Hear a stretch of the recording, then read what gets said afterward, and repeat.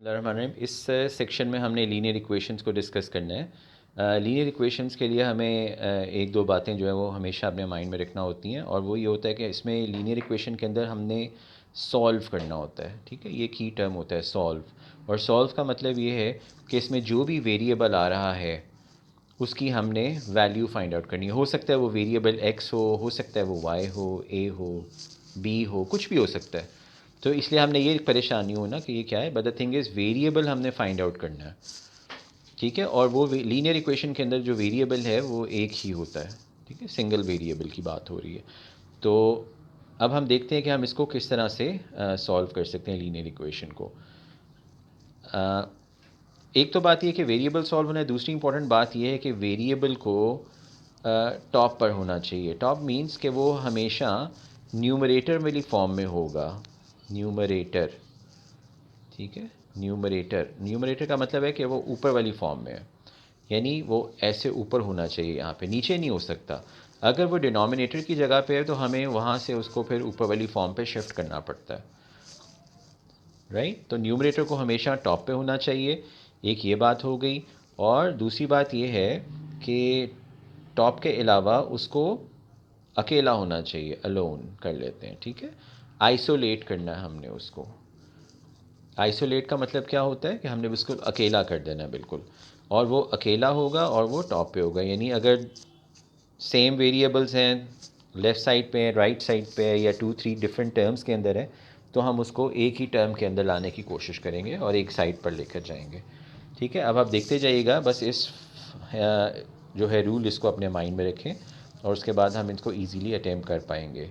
अब हमारे पास यहाँ पर x वेरिएबल है, इसको मैंने ऑलरेडी, ये न्यूमरेटर फॉर्म में है, ये फ्रैक्शन के नीचे नहीं है, डिनोमिनेटर में नहीं है, it's already on the top. ठीक है, लेकिन ये अलोन नहीं है। तो अलोन का मतलब क्या है कि x के साथ ये 5 + 5 नज़र आ रहा है।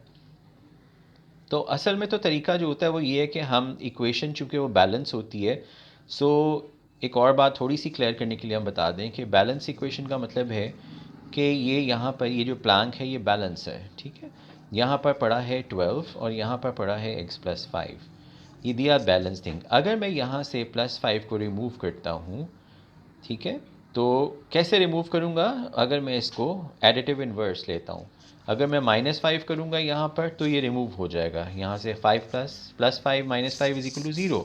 लेकिन जो -5 है मुझे दूसरी तरफ भी करना पड़ता है, ठीक है, ताकि वो बैलेंस रहे इक्वेशन। और यहाँ पे जब मैं -5 करूँगा तो हमारे पास क्या आंसर आ गया? 7, राइट।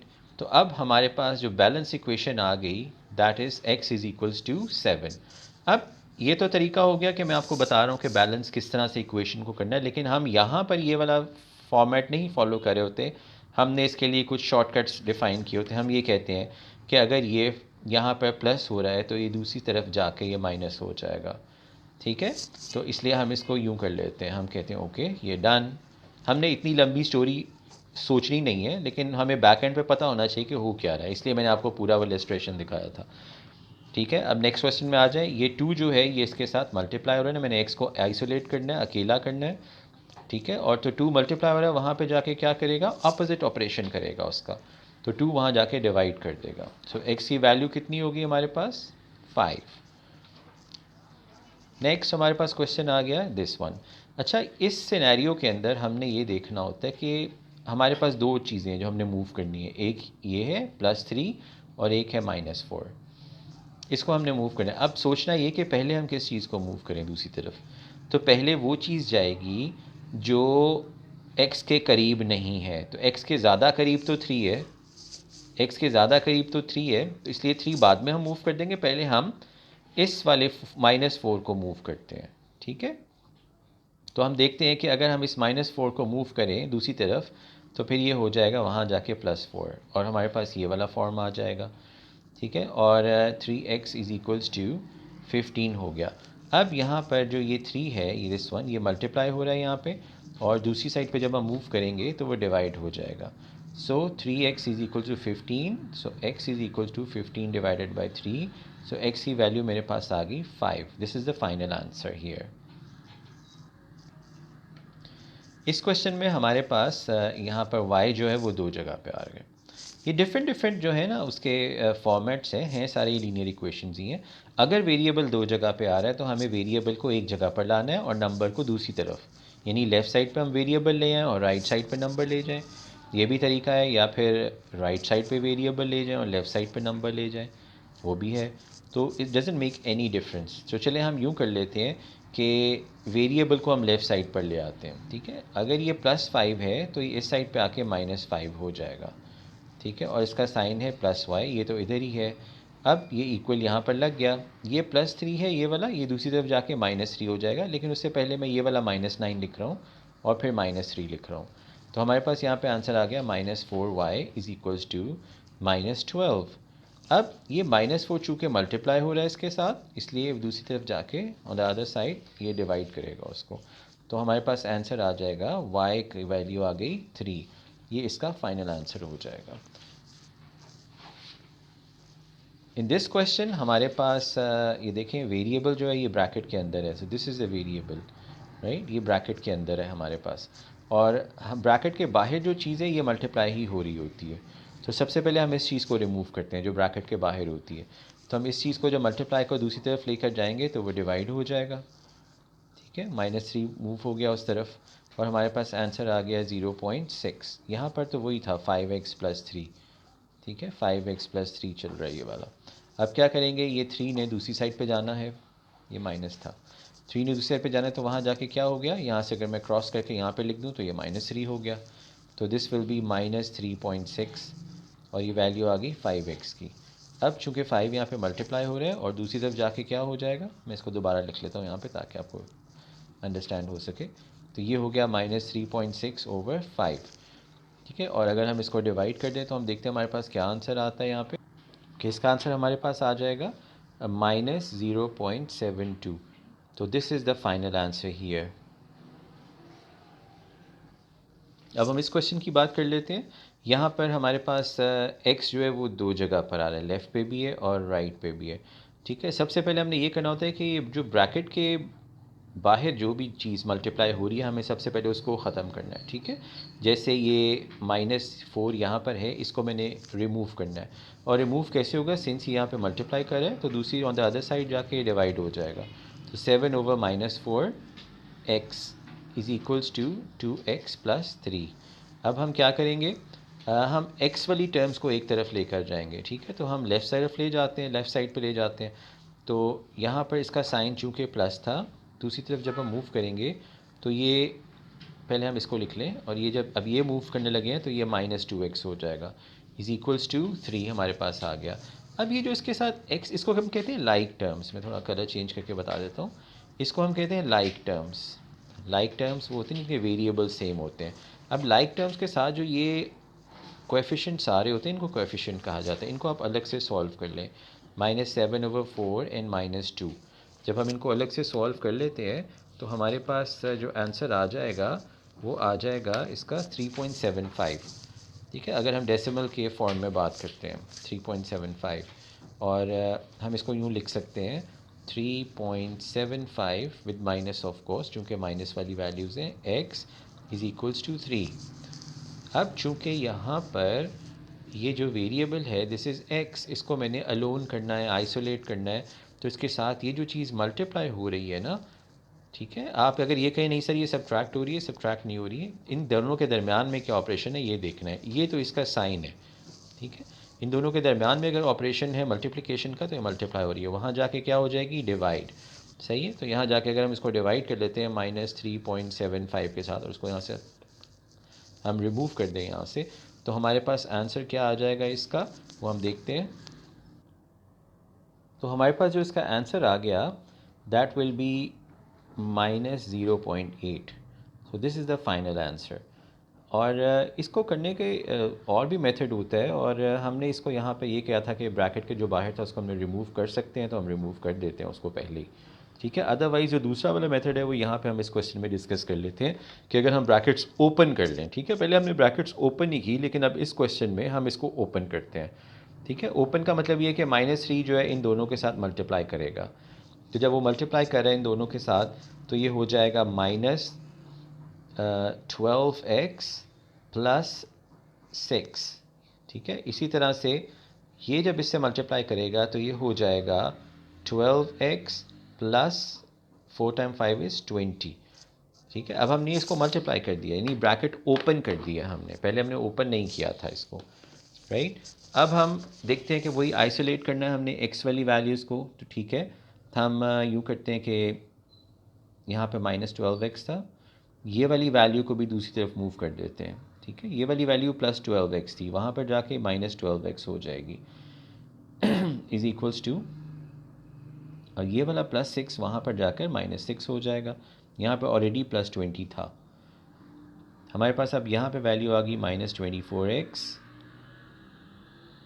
Is equals to +14। ठीक है, और x की वैल्यू हमारे पास आ गई 14/-24।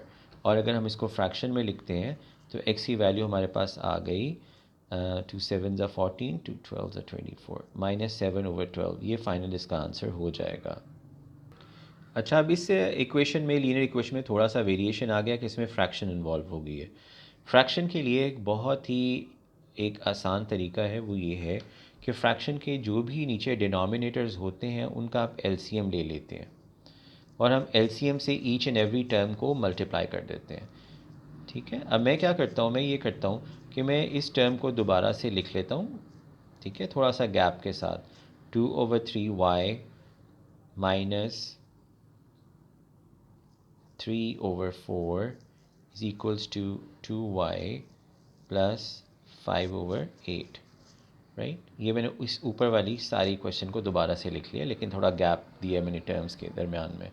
अब मैंने क्या किया कि ये जो नीचे वाले डिनोमिनेटर्स थे, इनका जो एलसीएम था ना, किस किस का, 3, 4 और 8 का, इसका एलसीएम हमारे पास आ गया 24।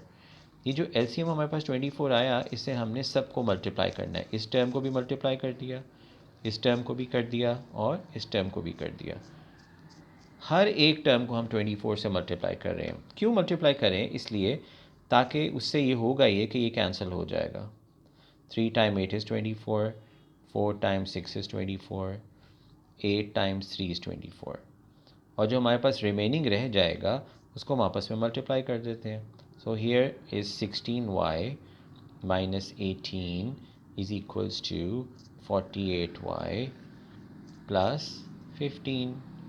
और अब हमारे पास चूँकि ये वेरिएबल है, इसको हमने आइसोलेट करना है, तो मैंने आपसे कहा कि वेरिएबल्स को लेफ़्ट पे ले जाएं।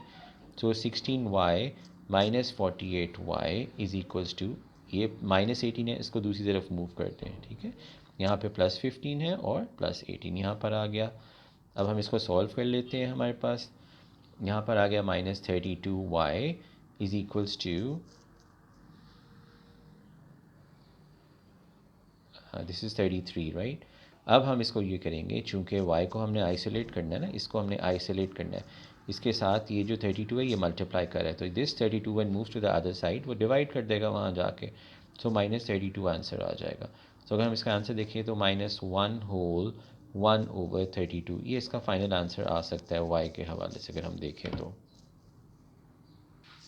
अब यहाँ पर हम देखते हैं कि अगर लीनियर इक्वेशन जो है वो स्टेटमेंट फॉर्म में है, ठीक है, हमने लीनियर इक्वेशन जनरेट करना है और उसको हमने सॉल्व करना है। सो लिखा हुआ the sum of 4 consecutive odd numbers is 56। अब यहाँ पे देखें 4 कंसेक्यूटिव नंबर्स का क्या मतलब है। मतलब ये है कि 1 2 3 4 कंसेक्यूटिव नंबर जिसको कहते हैं, ठीक है।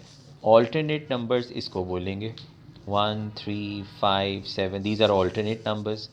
ठीक है, इसको हम ऑड नंबर्स भी कह सकते हैं, और ऑल्टरनेट नंबर्स में हमारे पास इवन नंबर्स भी आ सकते हैं। ठीक है, जिसको हम कहेंगे 0 2 4 एंड 6। ठीक है, इसको हम इवन नंबर्स भी कह सकते हैं। तो ऑल्टरनेट में हमारे पास दो ऑप्शंस हैं, ठीक है, कंसेक्यूटिव ये हो गए और ऑल्टरनेट जो है वो ये दो हो गए। ठीक है, अब ये क्वेश्चन के अंदर अगर वो पूछेगा तो हम देखेंगे यहाँ पर वो कह रहे हैं 4 कंसेक्यूटिव ऑड नंबर्स। ठीक है, तो हम कौन से वाली ऑप्शन चूज़ करेंगे, ये वाली जो ऑड नंबर्स वाली है, हम वो नॉर्मल नहीं लेंगे कंसेक्यूटिव। तो चले यहाँ से हमें एक पॉइंट क्लियर हो गया कि कंसेक्यूटिव क्या होता है, ऑल्टरनेट क्या होता है, ऑड एंड इवन क्या होते हैं। अब हम वापस चलते हैं अपने क्वेश्चन के ऊपर। हम इसमें देखते हैं कि हमने क्या करना है। क्वेश्चन को रीड करते हैं दोबारा ताकि हमें ज़रा क्लियर हो जाए। क्वेश्चन ये कह रहा है कि सम ऑफ 4 कंसेक्यूटिव ऑड नंबर्स। ठीक है, तो ऑड नंबर्स हमने देखे थे 1 3, 5 एंड 7 ये कंसेक्यूटिव ऑड नंबर्स हैं। लेकिन आपने क्या करना है कि चूँकि ये अलजेब्रा का क्वेश्चन है, इसीलिए आपने x+1, x+3, x+5, x+7 लगाना है इसके साथ, ठीक है। और हम वो ये कह रहे हैं कि इन सब का जो है ना सम का मतलब है अगर मैं इनको प्लस कर दूँ सबको, तो वो इक्वल हो जाएगा किसके, 56 के, ठीक है। यहाँ हमने 56 लिख दिया। अब हम ये देखते हैं कि जो लाइक टर्म्स टुगेदर करने होते हैं ना हमने, तो यहाँ पर हमारे पास वेरिएबल्स कितने नज़र आ रहे हैं, 1, 2, 3 और 4, और सबके साथ +1 है, तो इसलिए वो +4x हो गया, ठीक है। और हमारे पास नंबर्स कितने नज़र आ रहे हैं, 1, 3, 5 एंड 7। अगर मैं इसको ऐड अप करूँ तो ये 16 हो जाएगा, इज़ इक्वल्स टू 56। अब चूँकि हमें x को आइसोलेट करना है ना, अकेला करना है यहाँ पे, तो हम ये करेंगे कि +16 को दूसरी तरफ मूव कर देंगे। तो दूसरी तरफ मूव होने से क्या हो जाएगा, वो -16 हो जाएगा। और इसका आंसर हमारे पास क्या आ गया, -16 का फिर 40 आ गया। और यहाँ पर क्या आ गया, लेफ़्ट साइड पे बच गया था ये वाला 4x, ठीक है। अब इसको हम किस तरह से करेंगे, थोड़ा सा इस साइड पे आके बता देते हैं। इसको हम ऐसे करेंगे कि जब 4x इज़ इक्वल टू 40 होता है, तो हम x को आइसोलेट करने के लिए 4 चूँकि मल्टीप्लाई हो रहा है, दूसरी साइड पे जाके 4 डिवाइड हो जाएगा, तो x की वैल्यू हमारे पास आ जाएगी 10, राइट।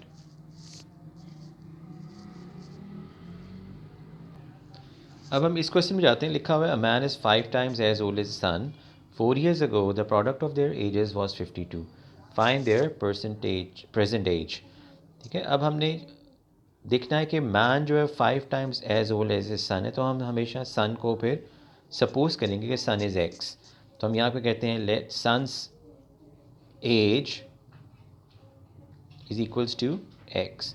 सो मैन's एज कितनी हो जाएगी, वो हो जाएगी 5 times as old as a son. अब फिर वो बात कर रहा है कि 4 years ago, so if I am talking about 4 years ago, तो he said the 4 years ago, तो 4 years ago हम कर लेते हैं यहाँ पे। 4 years ago क्या होगा, जो सन होगा 4 years ago वो हो जाएगा x-4, और मैन जो होगा वो हो जाएगा 5x-4। क्या किया मैंने सिर्फ ये किया कि इनकी इस एजेस में से -4 को किया, लेकिन मैंने इनको यहाँ पे नीचे सेपरेट लिखा है, ठीक है। अच्छा, इसके बाद हमने क्या करना है, हमने उसी चीज़ को आगे पढ़ना है, कंटिन्यू करना है। The product of their ages was 52, सो इनकी प्रोडक्ट का मतलब है मल्टीप्लिकेशन, यानी x-4 और 5x-4 is equals to 52, product कर रहे हैं हम इसका, ठीक है। अब इसको ब्रैकेट को ओपन करते हैं हम, सो ये हो जाएगा x² 5x² -4x -20x + 16 is equals to 52, ठीक है। अब हम क्या करेंगे कि हमारे पास इसका जो बन रहा है दैट इज़ 5x² माइनस हो जाएगा इसका 24x, और 52 को भी हम इस साइड पे मूव कर लेते हैं, या फिर 16 को वहाँ पे मूव कर दें, इट्स ओके। 52 - 16 कर लिया हमने, ठीक है। तो हमारे पास आंसर आ गया इसका 36, ठीक है। अब हमारे पास ये जो है ना, बेसिकली ये लीनियर इक्वेशन नहीं बनी अभी। ये जो क्वेश्चन यहाँ पर आ गया, ये दूसरा वाला आ गया, लीनियर इक्वेशन नहीं है ये, लेकिन इट्स ओके, हम इसको फर्दर सॉल्व नहीं करते बिकॉज टॉपिक जो है ये लीनियर इक्वेशन का नहीं है। A number is triple, it gives the same result as when 28 is added to it. So let the number, सबसे पहले हम ये करें, let the number is equals to x. So when this x is tripled, that means 3 times x, so it shows the same result as when 28 is added to it. So 28 is added to it. अब यहाँ पर हमने like terms x की हैं, ये हमने एक तरफ लेकर चले जाते हैं, आइसोलेट कर देते हैं। तो ये +x उस साइड पर मूव किया तो -x हो गया, और यहाँ पे 28 है, यहाँ से ख़त्म हो गया अब। तो इसका आंसर फर्दर क्या आ गया, हम यहाँ देखते हैं। इसका आंसर आ गया हमारे पास 2x इज़ इक्वल्स टू 28, और x चूँकि वो उससे मल्टीप्लाई करे 2 से, तो वो डिवाइड हो जाएगा, और यहाँ पर आंसर आ गया 14। तो हमारे पास जो नंबर है वो 14 हो जाएगा।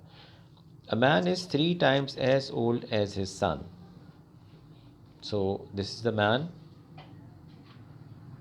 And this is the son. तो हम सन को x कर लेते हैं और मैन को 3 टाइम्स x कर लेते हैं। ऐसे 10 ईयर्स टाइम, 10 ईयर्स टाइम का मतलब ये है कि 10 साल बाद, ठीक है। अगर 10 ईयर्स टाइम का मतलब 10 साल बाद, the sum of their ages will be 76। तो हम देखते हैं 10 ईयर्स टाइम यानी 10 साल बाद उनकी एज क्या हो जाएगी। जो सन होगा वो होगा x प्लस 10 और मैन होगा हमारे पास 3x प्लस 10। अब यहाँ पे नेक्स्ट काम शुरू हो रहा है, वो कह रहा है the sum of their ages will be 76। So x plus 10 plus 3x plus 10 is equals to sum of, उसने कहा 76। अब हम लाइक टर्म्स को टुगेदर कर लेते हैं। ये x है तो यहाँ पर अगर कुछ साइन नहीं है तो वो प्लस है और कुछ नंबर नहीं है तो 1 है। तो this plus 1 and plus 3 makes plus 4x plus 20 is equal to 76। तो 76 के पास सबसे पहले ये मूव होता है क्योंकि हम पीछे सीख चुके हैं इसको, और हमारे पास इसका आंसर आ जाएगा 56। ठीक है, 4x ओवर 56। अब x को यहाँ पे रहने दें, x यहाँ पे रहेगा, ये 4 जो मल्टीप्लाई हो रहा है दूसरी साइड पे जाके डिवाइड हो जाएगा और यहाँ से 4 ख़त्म हो गया। तो हमारे पास आंसर क्या आ गया, सॉरी यहाँ पे 4 गया है, यहाँ पर 4 डिवाइड हुआ तो हमारे पास आंसर इसका क्या आ गया, यहाँ से ख़त्म हो गया 4। तो आंसर आ गया 14। ठीक है, तो x की वैल्यू हमारे पास आ गई 14। सो this is the final answer here. The sum of a number a and 12 is equal to the product of 3 and a। ठीक है, सम का मतलब होता है कि अगर हम प्लस करें, किसको प्लस करें, a और 12 को। तो ही सेड इक्वल्स टू, ये लिखा हुआ equals to product of 3 and a। तो प्रोडक्ट कहते हैं हम मल्टीप्लिकेशन को, product is a other name for multiplication. So अगर मैं इसको थोड़ा मज़ीद रिफाइन करके लिख दूँ तो ये बेसिकली ऐसे लिखा हुआ है 3a। तो अब हम क्या करें, हम a को एक तरफ लाएंगे और नंबर्स को दूसरी तरफ। ठीक है, तो अब ये प्लस 3a है, ये प्लस 1a है। तो हम क्या करें, चलें उसको यहाँ पर ले आते हैं, प्लस 1a माइनस 3a, और ये जो 12 है ये दूसरी तरफ मूव कर गया -12। अब यहाँ पे आंसर आ गया -2a इज इक्वल्स टू -12। अब ये -2 चूँकि यहाँ पे मल्टीप्लाई कर रहे हैं, वहाँ पर जाके डिवाइड हो जाएगा, यहाँ से ख़त्म हो गया, इधर जाके -2 डिवाइड हो गया। तो हमारे पास आंसर आ गया, a की वैल्यू आ गई 6। ये इसका फाइनल आंसर हो जाएगा। A number decreased by 9 gives 15। So let the number, सबसे पहले हम ये सपोज करते हैं कि let the number is equals to x। And now he said a number decreased by 9 gives 15। Write an equation and solve the number।